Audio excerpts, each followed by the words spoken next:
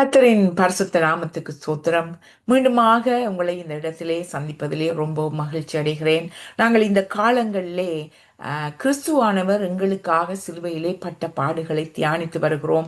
இன்றைக்கு கூட ஒரு அருமையான வார்த்தை மூலமாக தேவன் பட்ட பாடுகளை தியானிக்க இருக்கிறோம். அதற்கு முன்பாக நாங்கள் தலைகளை தாழ்த்தி ஜெபித்து இந்த தியானத்துக்குள்ளால் கடந்து செல்லலாம். கர்த்தாவே, இந்த வேளையிலே கர்த்தாவே, நாங்கள் உமது சமூகத்திலே ஒவ்வொருவரும் வந்து நிற்கிறோம். ஆண்டவரே, நீர் எங்களுக்காக அந்த சிலுவையிலே பட்ட பாடுகள் ஒவ்வொன்றையும் நாங்கள் நினைத்து கர்த்தாவே ஆண்டவரே, உம்மை என்னும் என்னும் கிட்டி சேர்பவர்களாக உமது சமூகத்திலே நிற்கிறோம். கர்த்தர் தாமே ஆண்டவரே, இதில் கேட்டுக்கொண்டிருக்கும் ஒவ்வொருவரை நீர் ஆசீர்வதிக்க வேண்டுமாய் ஜெபிக்கிறேன். எங்களை ஆண்டவரே சிலுவைக்குள் மறைத்து உம்மையே உயர்த்தி இயேசு கிறிஸ்துவின் நாமத்தை ஜெபித்து நிற்கிறேன். நல்ல பிதாவே, ஆமேன், ஆமேன், ஆமேன். இன்றைய நாளிலே நீங்கள் பார்த்தீர்களானால் கொலோசியர் 1:20 முதலாவது அதிகாரம் 20வது வசனத்தை பார்க்கலாம். அதிலே அவர் சிலுவையில் சிந்தின இரத்தத்தினாலே சமாதானத்தை உண்டாக்கி பூலோகத்தில் உள்ளவைகள் பரலோகத்தில் உள்ளவைகள் யாவையும் அவர் மூலமாய் நமக்கு ஒப்புரவாக்கி அவருக்கு பிரியமாயிற்று. ஒப்புரவாக்கி கொள்ளவும் அவருக்கு பிரியமாயிற்று. அப்ப அவர் தமக்கு ஒப்புரவாக்கி கொள்ளவும் அவருக்கு பிரியமாயிற்று. வேதத்தை பாருங்கள், எவ்வளவு ஒரு அருமையான வார்த்தை என்று பாருங்கள். அவர் சிலுவையில் சிந்தின இரத்தத்தினாலே, அவர் அந்த சிலுவையிலே எங்களுக்காக சிந்தின இரத்தத்தினாலே அவர் சமாதானத்தை உண்டாக்கினார். அவருக்கு சமாதானத்தை உண்டாக்குற ஆக்கினை இயேசு மேல் வந்தது. ஐசாயா 53:4-5 பார்த்தீர்களானால், எங்கள் அக்கிரமங்கள் நிமித்தம் எங்கள் மீறுதல் நிமித்தம் காயப்பட்டார், நொறுக்கப்பட்டார். அவருக்கு எங்களுக்கு சமாதானத்தை உண்டாக்குற ஆக்கினை அவர் மேல் உண்டானது என்று வேதம் சொல்லுகிறது.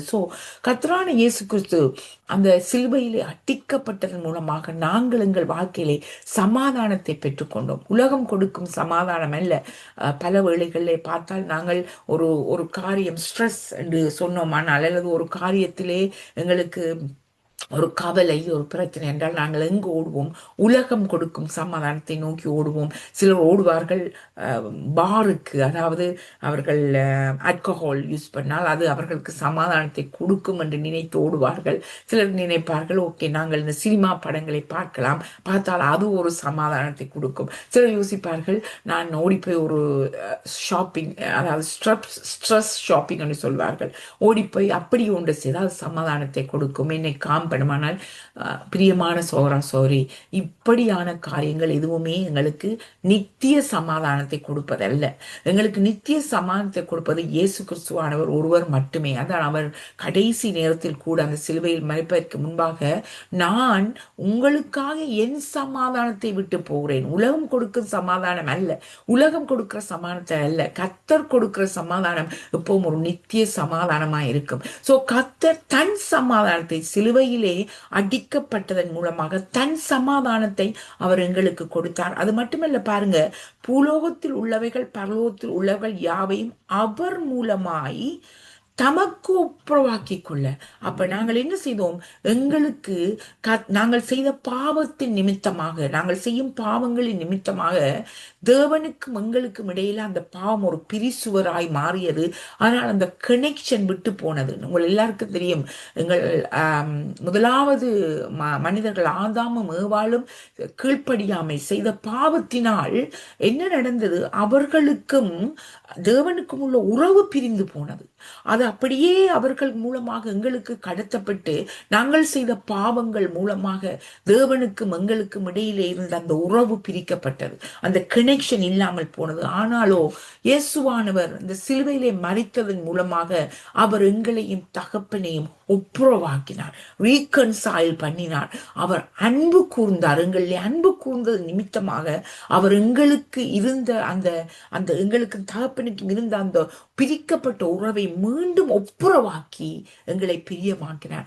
அருமையான சகோதரி, பாருங்க, கர்த்தர் அந்த சிலுவையிலே மரத்தின் மூலமாக எங்களுக்கு சமாதானத்தை உண்டு பண்ணினார். அது மட்டுமல்ல, ஒப்புரவாக்குதலை கர்த்தர் உண்டு பண்ணினார் எங்களுக்கும் தேவனுக்கும் இடையிலே.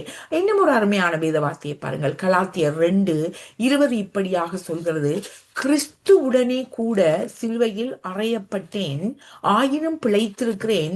இனி நான் அல்ல, கிறிஸ்துவே எனக்குள் பிழைத்திருக்கிறார். நான் இப்பொழுது மாம்சத்தில் பிழைத்திருக்கிறதோ என்னில் அன்பு கூர்ந்து எனக்காக தம்மை தாமே ஒப்பு கொடுத்த தேவனுடைய குமாரனை பற்றும் விசுவாசத்தினாலே பிழைத்திருக்கிறோம். நாங்கள் இன்றைக்கு பிழைத்திருக்கிறோம். எதனால்? கர்த்தரை பின்பற்றுகிற விசுவாசத்தினால் தான் நாங்கள் பிழைத்திருக்கிறோம்.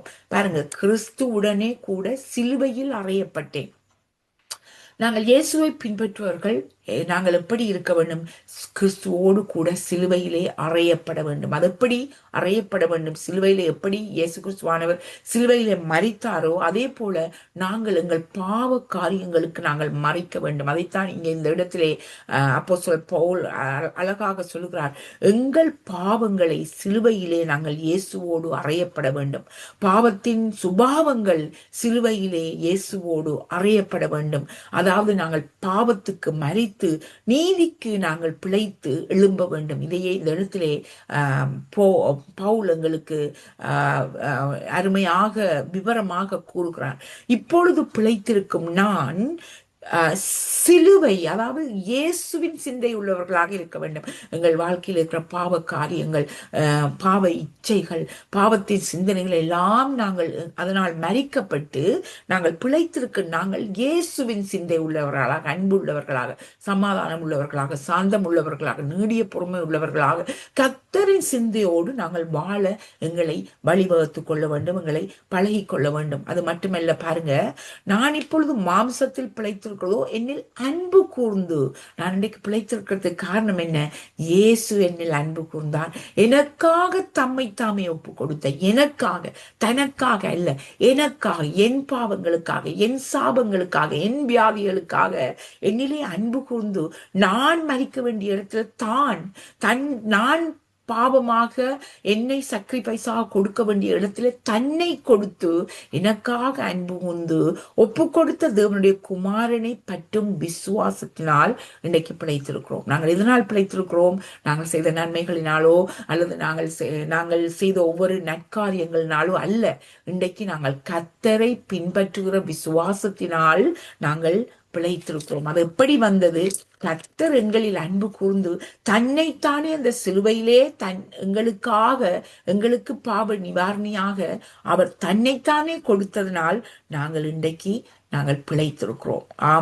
பிரியமான சௌராசோரி, விசுவாசம் இல்லாமல் நாங்கள் விசுவாசத்திலே பிழைத்திருக்கிறோம். விசுவாசம் இல்லாமல் தேவனுக்கு பிரியமா இருப்பது கூடாத காரியம் என்று எபிரேயர் 11:6 பார்க்கிறோம்.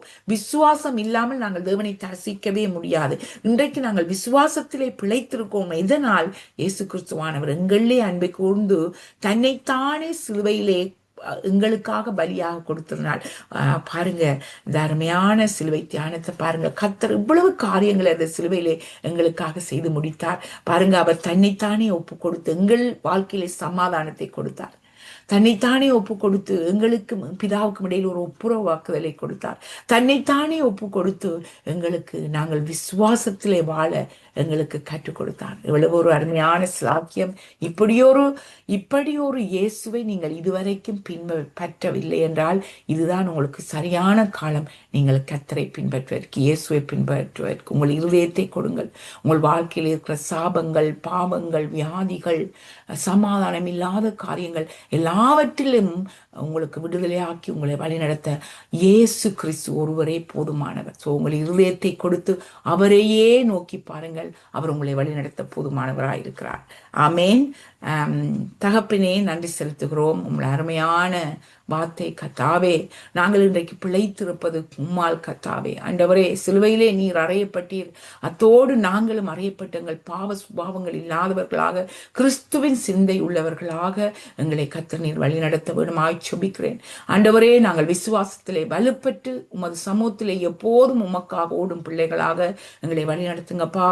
இதை ஆண்டவரே கேட்டுக்கொண்டிருக்கும் ஒவ்வொரு பிள்ளைகளையும் உமது சமூகத்திலே வைக்கிறேன். உமது பிள்ளைகளை கர்த்தர் தாமே நீர் ஆசீர்வதிப்பீராக. அவர்கள் போகும் பாடுகள், பாதைகள் எல்லாவற்றிலும் இருந்து விடுதலை கொடுக்க நீர் போதுமானவர். ஆண்டவரே, ஒவ்வொருவரையும் உமது சமூகத்திலே வைத்து இயேசு கிறிஸ்துவின் நாமத்திலே ஜெபித்து நிற்கிறேன் நல்ல பிதாவே. ஆமேன், ஆமேன், ஆமேன்.